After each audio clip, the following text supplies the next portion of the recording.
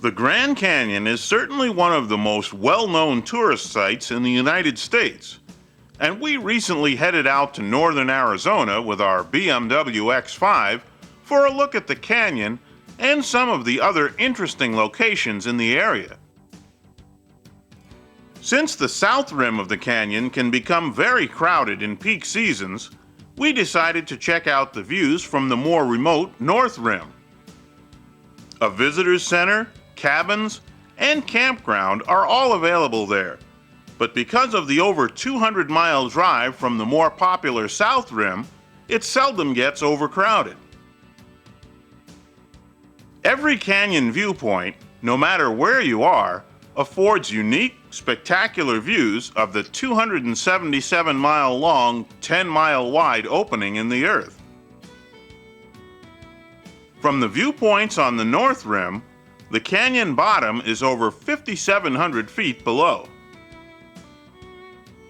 Millions of years of erosion by the Colorado River created the canyon, and the colorful views of the layers of earth and history it uncovers. Mules, horses, or your own feet can take you on a strenuous trip down into the canyon for a closer look. And helicopter and airplane tours can provide you with an aerial view. Farther south from the Grand Canyon, the red rocks of Sedona beckon visitors. The Oak Creek and Sedona area is a great place for backcountry drives through some terrific scenery. For those who don't have their own four-wheel drive vehicles, guided Jeep tours are offered.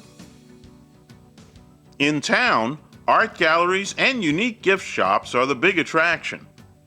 Many resorts and fine restaurants also dot the area, so you can tailor your visit to your own interests. We also made a stop at the old mining town of Jerome, Arizona.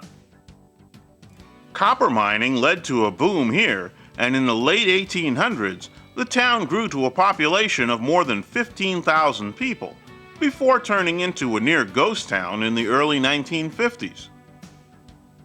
Since that time, it is redeveloped by showcasing its history through restored buildings and relics of its glory days.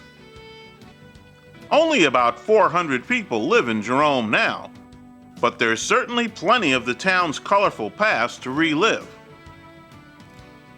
Not too far from Jerome, you'll find Tuzigoot National Monument, which preserves the ruins of a pueblo dating back to about the year 1000, which was occupied by the Sinagua Indians.